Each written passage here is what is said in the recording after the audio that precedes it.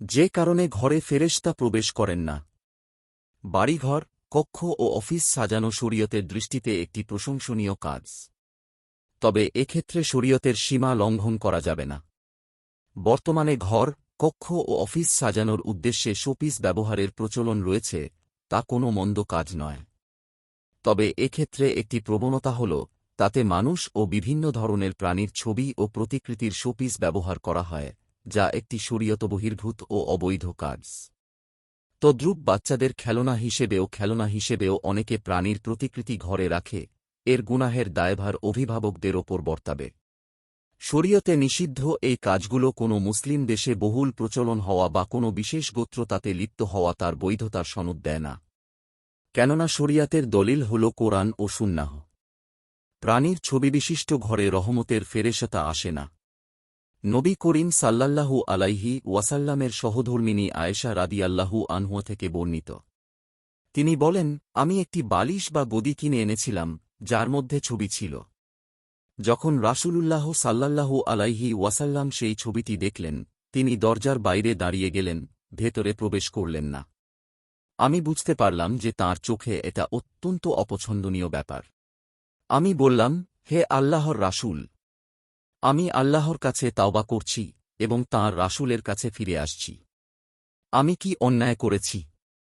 তখন রাসূলুল্লাহ সাল্লাল্লাহু আলাইহি ওয়াসাল্লাম বলেন, এ গদি ফিসের জন্য। আমি বললাম, এটা আপনার জন্য খরিদ করে এনেছি, যাতে আপনি বসতে পারেন এবং হেলান দিতে পারেন। তখন রাসূলুল্লাহ সাল্লাল্লাহু আলাইহি ওয়াসাল্লাম বলেন, এই ছবি নির্মাতাকে কিয়ামতের দিন শাস্তি দেওয়া হবে এবং বলা হবে, যা তুমি সৃষ্টি করেছ তার প্রাণ দাও। এবং তিনি আরও বলেন, যে ঘরে প্রাণীর ছবি থাকে, যে ঘরে ফেরেশতা প্রবেশ করে না। সহিহ বুখারী, হাদিস ৫১৮১। অন্য বর্ণনায় এসেছে, রাসূলুল্লাহ সাল্লাল্লাহু আলাইহি ওয়াসাল্লাম বলেন, যে ঘরে কুকুর থাকে বা প্রাণীর ছবি থাকে, সে ঘরে ফেরেশতা প্রবেশ করেন না। সহিহ বুখারী, হাদিস ৫৯৪৯। আবু হুরায়রা রাদিয়াল্লাহু আনহু থেকে বর্ণিত। তিনি বলেন, রাসূলুল্লাহ সাল্লাল্লাহু আলাইহি ওয়াসাল্লাম বলেছেন, জিবরাইল আলাইহি ওয়াসাল্লাম আমার কাছে এসে বলেন, গত রাতে আমি আপনার কাছে এসেছিলাম, কিন্তু আমি প্রবেশ করিনি। কারণ ঘরের দরজায় ছবি ছিল। ঘরের মধ্যে ছিল ছবিযুক্ত পর্দা এবং ঘরের ভেতরে ছিল কুকুর। সুতরাং আপনি ঘরে ঝুলানো ছবির মাথা কেটে দেওয়ার আদেশ করুন, তাহলে তা গাছের আকৃতিতে পরিণত হবে। আর পর্দাটি কেটে দুটি বালিশের ভেতরের কাপড় বানাতে আদেশ করুন এবং কুকুরটিকে বের করে দেওয়ার নির্দেশ দিন। রাসূলুল্লাহ সাল্লাল্লাহু আলাইহি ওয়াসাল্লাম উপদেশমতো কাজ করলেন। কুকুরটি ছিল হাসান বা হুসাইনের এবং তা তাদের খাটের নিচে শুয়েছিল, তিনি সেটাকেও বের করে দেওয়ার আদেশ দেন। ফলে তা বের করে দেওয়া হল। আবু দাউদ, হাদিস ৪১৫৮। প্রাণী ছাড়া অন্য জিনিসের প্রতিকৃতি রাখা। সাইদ ইবনু আবুল হাসান রহমাতুল্লাহ আলাইহি থেকে বর্ণিত।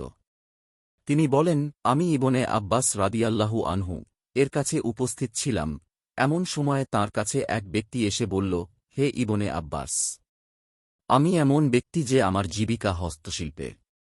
আমি এসব ছবি তৈরি করি। ইবনে আব্বাস রাদিয়াল্লাহু আনহু তাকে বলেন, এ বিষয়ে আল্লাহর রাসূল সাল্লাল্লাহু আলাইহি ওয়াসাল্লাম কে আমি যা বলতে শুনেছি, তাই তোমাকে শোনা। তাকে আমি বলতে শুনেছি, যে ব্যক্তি কোনো ছবি তৈরি করে আল্লাহ তাআলা তাকে শাস্তি দেবেন, যতক্ষণ না সে তাতে প্রাণ সঞ্চার করে। আর সে তাতে কখনো প্রাণ সঞ্চার করতে পারবে না। কথা শুনে লোকটি ভীষণভাবে ভয় পেয়ে গেল এবং তার চেহারা ফ্যাকাশে হয়ে গেল। এতে ইবনে আব্বাস রাদিয়াল্লাহু আনহু বলেন, আক্ষেপ তোমার জন্য, তুমি যদি এ কাজ নাই ছাড়তে পারো, তবে গাছপালা ও যেসব জিনিসে প্রাণ নেই, তা তৈরি করতে পারো। সহিহ বুখারী, হাদিস ২২২৫।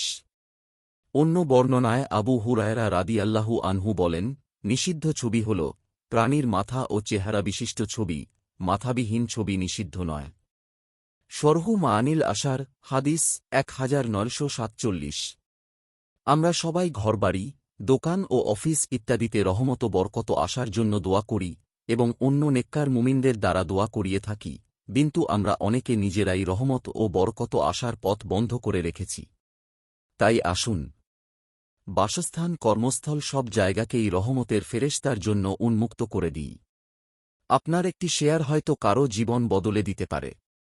সাদকায়ে জারিয়া সওয়াব পেতে ভিডিওটি শেয়ার করুন।